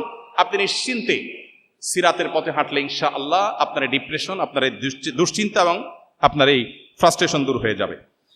এরপরে প্রশ্ন হলো, যদি কেউ আজীবন অবিবাহিত বা চিরাকুমার থাকতে চায়, ইসলাম এ ব্যাপারে কি বলে? একদিকে বিয়ে করার জন্য তরুণদের আর্তনাদ, আবার অপর দিকে কেউ চিরকুমার থাকতে চায়। ইসলাম চিরকুমার থাকার এই সিদ্ধান্তকে খুব বেশি অ্যাপ্রিসিয়েট করে না। এটাই হলো ইমামদের সবচেয়ে সঠিক এবং সবচেয়ে গ্রহণযোগ্য মত। কোন স্কলার, কোন ইমাম বলেছেন, কেউ যদি পুরো জীবন আল্লাহর জন্য সঁপে দিতে চায় এবং সে বিবাহ না করতে চায়, সেটা অ্যাপ্রিসিয়েট যোগ্য। বাট এটা মেজরিটি যে ইমামরা আছেন পৃথিবীতে তাদের মত না। তাদের মত হলো, একজন মুসলমান তিনি বৈরাগ্যতা অবলম্বন করবেন না। পরিষ্কারভাবে হাদিসে ঘোষণা দেওয়া হয়েছে, লা রুহবানিয়াতা ফিল ইসলাম, ইসলামে কোনো বৈরাগ্যতার অবকাশ নেই। আপনি ছালাত চট পরে থাকবেন, চুল এলোমেলো থাকবে, ময়লা নোংরা থাকবে, আপনি যেন তেন ভাবে চলবেন, সমাজের বোঝা হবেন, ইসলাম সেটা বলেনি। কোরআনে আল্লাহ বলেছেন, নামাজ শেষ হয়েছে বের হয়ে যাও, মসজিদে বসে তোমাকে জিকির করে সারাদিন কাটাতে বলা হয়নি। ফাইদা কুদিয়াতিস সালাহ ফান্তাশিরু ফিল আরদ, নামাজ হয়ে গেছে, ছড়িয়ে পড়ো, তোমার কাজে তুমি চলে যাও। অতএব একজন মানুষ বৈরাগ্যতা অবলম্বন করবে, চিরকুমার থাকবে, এটা ইসলাম তাকে বলেনি। তবে কেউ যদি চিরকুমার থাকতে চায় এবং থাকতে পারে এবং তার নিজের এই কনফিডেন্ট থাকে যে তিনি চারিত্রিক কোনো ত্রুটিতে জড়াবেন না, তাহলে এটা তার জন্য জায়েজ বাট উত্তম না। এরপরে প্রশ্ন হলো, আমাদের ক্যাম্পাস থেকে ইসলামোফোবিয়া কিভাবে দূর করা যেতে পারে? এক্ষেত্রে আমাদের করণীয় কি? ইসলামোফোবিয়া তো আপনার ক্যাম্পাসের ইস্যু না প্রিয় ভাই আমার, গোটা বিশ্বব্যাপী আজ ইসলামোফোবিয়া এই মহামারী চলছে, এবং দুর্ভাগ্যজনক বাস্তবতা যে মুসলিম অধ্যুষিত এই জনপদেও খুবই দুর্ভাগ্যজনকভাবে ইসলামোফোবিয়া নানা সময় আমরা দেখতে পাচ্ছি। ইসলামোফোবিয়ার বিরুদ্ধে আমাদেরকে ইসলামের সৌন্দর্যকে তুলে ধরতে হবে ইনশাআল্লাহ। সবাই চেষ্টা করবো না ইনশাআল্লাহ? ইসলাম আমাদেরকে যে সুমহান জীবন আদর্শ দিয়েছে, এই জীবন আদর্শের মধ্যে সকল ধর্মের মানুষের সাথে শান্তিপূর্ণ সহাবস্থানের সুযোগ রেখেছে। ইসলামকে যারা নানা সময় অত্যন্ত ভীতিকর একটি জীবন দর্শন হিসেবে দেখাবার চেষ্টা করে, তারা আদতে ইসলাম সম্পর্কে হয় জানে না, আর না হলে নিরেট ইসলামের প্রতি বিদ্বেষ প্রসূত তারা এই কাজটি করে থাকে। আপনি যদি ইসলাম নিয়ে পড়াশোনা করেন, আপনি যদি শুধুমাত্র মুসলিম বাই চান্স না মুসলিম বাই চয়েস হন, আপনি যদি ইসলাম জেনে শুনে অনুসরণ করেন, আপনি কখনো ইসলামকে আপনার কাছে ভীতিকর মনে হবে না। অতএব ইসলামোফোবিয়ার বিরুদ্ধে আমাদেরকে ইসলামের সুমহান আদর্শ, ইসলামের যে ভালো এবং সুমহান দিক, সেগুলো মানুষের সামনে তুলে ধরতে হবে, মানুষকে সেটি জানাতে হবে। এবং দিন পালন করা, ধর্ম পালন করা আমাদের সাংবিধানিক অধিকার, ঠিক না বে ঠিক? প্রত্যেকটা মানুষ এদেশে যার যার ধর্ম পালন করতে পারে কি পারে না। অতএব কোন ধর্মের মানুষ অন্য কোন ধর্মের মানুষকে গালমন্দ করতে পারে না। কোরআনে আল্লাহ বলেছেন, যারা আল্লাহ ছাড়া অন্য কারোর উপাসনা করে, তোমার মতে তারা ভুল পথে আছে, কিন্তু তাদেরকে তুমি গালমন্দ করো না। যদি করো তাহলে তারাও তোমার আল্লাহকে ভুলে গালমন্দ করবে। এই জন্য ইসলামোফোবিয়ার বিরুদ্ধে আমরা ইসলামের সৌন্দর্য, সুমহান আদর্শ তুলে ধরবো, ইসলাম সম্পর্কে জানবো, অন্যদেরকে জানাবো। যারা ইসলাম সম্পর্কে নানা রকমের অপবাদ দিয়ে থাকে, তারা হয় না জেনে দেয়, আর না হলে বিদ্বেষ প্রসূত দিয়ে থাকে। আল্লাহ তাআলা তাদেরকে হেদায়েত দান করুন, আমরা দোয়া করি। আমার মধ্যে ঈমান হারিয়ে গেছে, বিভিন্ন ধরনের প্রশ্ন আমাকে নাস্তিকতার দিকে ঠেলে দিয়েছে, কিন্তু আমি বুঝতে পেরেছি এখন এই অবস্থায় আল্লাহ কি আমাকে ক্ষমা করবেন? আমি কি পুনরায় মুসলমান হতে পারবো? আমি একটু আগে বলেছি, আল্লাহর ক্ষমার দুয়ার কখনো বন্ধ হয় না যতক্ষণ পর্যন্ত মানুষের নাকের ডগায় স্বাভাবিক নিঃশ্বাস প্রশ্বাস এটি চালু থাকে। অতএব আমরা যে কোনো মুহূর্তে তওবা করব, ফিরে আসব, আল্লাহ তাআলা গ্রহণ করার জন্য প্রস্তুত আছেন। এক মুহূর্ত দেরি নয়। যিনি প্রশ্ন করেছেন, এখনই আপনি মনে মনে সিদ্ধান্ত নিন এবং আল্লাহর রহমতের ছায়াতলে ফিরে আসুন, আল্লাহ তাআলা আপনাকে ক্ষমা করবেন। এরপরে প্রশ্ন হলো, আমি কি আমার প্রিয়জনের কবরে তাজা ফুল রাখতে পারি, এবং আমি কি আমার বাবা মাকে বলতে পারি যে আমি তাদের আগে মারা গেলে তারা আমার জানাজা এবং কবর পরিদর্শনের সময় ফুল আনুক? ইসলাম আমাদেরকে একটা চমৎকার যৌক্তিক জীবন বিধান দিয়েছে। ইসলামে এমন কিছু নাই যেটা অযৌক্তিক। হ্যাঁ, আমাদের বুঝে না আসতে পারে, কিন্তু অযৌক্তিক কোনো কিছু দেয়নি। একজন জীবিত মানুষ, তার ফুলের প্রয়োজন। গ্রান নবী সাল্লাল্লাহু আলাইহি ওয়াসাল্লাম পছন্দ করতেন, ফুল তার পছন্দ ছিল, কিন্তু একজন মৃত মানুষের কবরের উপরে ফুল দেওয়ার কোনো যৌক্তিকতা ইসলাম দেখে না। কারণ হলো, ফুল জীবিত মানুষের জন্য প্রয়োজন। অতএব কোনো মানুষ তার মৃত্যুর পর তার কবরে ফুল দেওয়ার ওসিয়ত করা, এটা ভালো কোনো ওসিয়ত নয়। তিনি বলতে পারেন, আমি ফুলকে ভালোবাসি, মানুষকে ফুল বিতরণ করবে, ফুল গাছ রোপণ করবে, ফুল দিয়ে সমাজ সাজাবে, এটা ওসিয়ত হতে পারে, কিন্তু আমার কবরে ফুল নিয়ে আসবে, এটা কোনো প্রশংসনীয় বা ইসলামের দৃষ্টিতে গ্রহণযোগ্য কোনো ওসিয়ত নয়। এরপরে প্রশ্ন হলো, আমার অনেক সহপাঠী সারা বছর ক্লাস, পরীক্ষা ইত্যাদি একাডেমিক কাজে হিজাব বোরকা পরে থাকলেও কোনো অনুষ্ঠান হওয়া মাত্র তারা যথাসম্ভব বেপর্দা হয়ে সেজে আসেন। এ ধরনের অনুষ্ঠানের ক্ষেত্রে পর্দার ব্যাপারে শৈথিল্য করার সুযোগ আছে কি না? দেখুন, যে সমস্ত বোনরা সময় সময় পর্দা করেন, আবার সময় সময় পর্দার বিধান থেকে বের হয়ে আসেন, তাদেরকে বলতে চাই, ইসলাম এমন একটা জীবন বিধান আমাদেরকে দিয়েছে যেটা মরণ পর্যন্ত আমাদেরকে মেনে চলতে হবে। আমাদের সমাজে বেশিরভাগ মানুষ অপরাধ করে সামাজিকতার কারণে। যারা দুর্নীতি করে, যারা দেশের সম্পদ লুট করে, এই মানুষগুলো বেশিরভাগ মানুষ নিজের পেটের দায়ে লুট করে না। কি বলেন? পেটের দায়ে কেউ দুর্নীতি করে? পেটের দায়ে কেউ দুর্নীতি করে? আমাদের সমাজে যত অপরাধ হয়ে থাকে, এই সামাজিক অপরাধগুলো বেশিরভাগ ক্ষেত্রে হয়ে থাকে তথাকথিত সামাজিকতার জন্য, সমাজে নিজের অবস্থানকে এস্টাবলিশ করার জন্য। অতএব একজন মুসলিম নারী, তিনি নিজের এই মনের অবস্থাকে তার সিদ্ধান্ত নিতে হবে এবং সঠিক করতে হবে। তিনি কোনো অবস্থাতেই নিজেকে বিশেষ পরিস্থিতিতে পর্দার বিধান থেকে বের করে আনতে পারেন না। আমরা অনেকে আছি নিয়মিত পর্দা করেন, অথচ বিবাহের কোনো অনুষ্ঠান হচ্ছে সেখানে তিনি পর্দা ছেড়ে দেন। মরণ পর্যন্ত আমাদেরকে দিনের উপর টিকে থাকতে হবে। আল্লাহ বলেছেন, ওয়াবুদ রব্বাকা হাত্তা ইয়াতিয়াকাল ইয়াকিন, তুমি তোমার রবের ইবাদত করো মৃত্যু আসার আগ পর্যন্ত। অতএব আমাদেরকে মৃত্যু আসার আগ পর্যন্তই পর্দার বিধান মেনে চলতে হবে। সামাজিকতার খাতিরে যদি আমি আমার দিনকে ছেড়ে দেই, সেটা হবে দিনের নামে আত্মপ্রবঞ্চনা এবং আত্মপ্রতারণা। আল্লাহ তাআলা আমাদেরকে এগুলো থেকে বেঁচে থাকার তৌফিক দান করুন। আমি যদি নিজেকে পুরোপুরি বদলাতে চাই এবং আল্লাহর পথে চলতে চাই, তাহলে প্রথম পদক্ষেপ হিসাবে আমার কি কাজ করা উচিত এবং আল্লাহ কি আমার সব ভুল মাফ করবেন? দেখুন, 9 শতাধিক প্রশ্নের উল্লেখযোগ্য সংখ্যক প্রশ্ন এই রিলেটেড, অর্থাৎ আল্লাহ কি আমাকে মাফ করবেন? আমি কিন্তু বারবার করে বলেছি আল্লাহ তাআলার গুণবাচক নামগুলোর মধ্যে একটা হলো তাওয়াব। আল্লাহর গুণবাচক নামগুলোর ভিতরে একটা কি? তাওয়াব। তাওয়াব শব্দের অর্থ হলো যিনি বারবার বান্দার গুনাহ মাফ করেন। অতএব একজন মানুষ, একজন মুসলমান, তিনি আল্লাহর কাছে তওবা করে ফিরে আসবেন এবং আল্লাহর কাছে ক্ষমা চাইবেন, এটাতে আল্লাহ তাআলা খুশি হন, আল্লাহ পছন্দ করেন এবং ভালোবাসেন। অতএব আপনি আপনার জীবনকে যদি পরিবর্তন করতে চান, প্রথম কাজ হবে তওবা করা, যে আপনি ট্র্যাক চেঞ্জ করবেন, রুট পরিবর্তন করবেন, জাহান্নাম থেকে জান্নাতের পথে আসবেন, কোরআন এবং হাদিসের পথে আসবেন। দ্বিতীয় কাজ হবে আপনি কোরআন এবং হাদিসের পথে চলবার জন্য একটি দ্বীনি এনভায়রনমেন্ট এবং পরিবেশে নিজেকে রাখবেন, তাহলে আপনার জন্য দ্বীন পরিপালন করা সহজ হবে। তৃতীয়ত আল্লাহর কাছে আপনি কায়মুর বাক্যে দোয়া করবেন। ইনশাআল্লাহ এই ত্রিমুখী প্রচেষ্টার মাধ্যমে আল্লাহ তাআলা আপনাকে আপনার দ্বীনের উপরে টিকে থাকার তৌফিক দান করবেন। আজকে এই প্রশ্নোত্তর সেশন এখানে শেষ করছি। আপনাদের যে অগণিত প্রশ্ন আছে সেগুলো ইনশাআল্লাহ আমাদের কোনো লাইভ অনুষ্ঠানে আমরা দেওয়ার চেষ্টা করব। যদি আমি সঠিক কিছু বলে থাকি আল্লাহর তরফ থেকে, ভুল কিছু বলে থাকি সেটা দায় আমার এবং শয়তানের তরফ থেকে। আল্লাহ তাআলা আজকের এই কোরআন কনফারেন্সকে, আজকের এই সিরা এক্সিবিশনকে পরিপূর্ণভাবে কবুল এবং মঞ্জুর করব না, আমিন। এবং এর সাথে যারা জড়িত আছেন, মাননীয় ভিসি মহোদয় সহ কর্তৃপক্ষ যারা এটাকে বাস্তবায়ন করবার জন্য অক্লান্ত পরিশ্রম করেছেন, অনুমোদন দিয়েছেন, যারা যেভাবে অংশগ্রহণ করেছেন, আমরা আরশে আজিমের মালিকের কাছে দোয়া করি আল্লাহ তাআলা সবাইকে এর জন্য সর্বোত্তম বিনিময় দান করুন। আল্লাহ আমাদের সবার জীবনকে কোরআনময় করে দিন, আল্লাহ আমাদের জীবনকে সিরাতময় করে দিন। আল্লাহ রাব্বুল আলামিন আজকের এই এনএসইউ ক্যাম্পাসে যেভাবে আমরা সমবেত হয়েছি, ঠিক এইভাবে জান্নাতুল ফেরদাউসে সবাইকে সমবেত হওয়ার তৌফিক দান করুন। জাযাকুমুল্লাহ খায়র। আস-সুন্নাহ ফাউন্ডেশন, উম্মার স্বার্থে সুন্নাহর সাথে।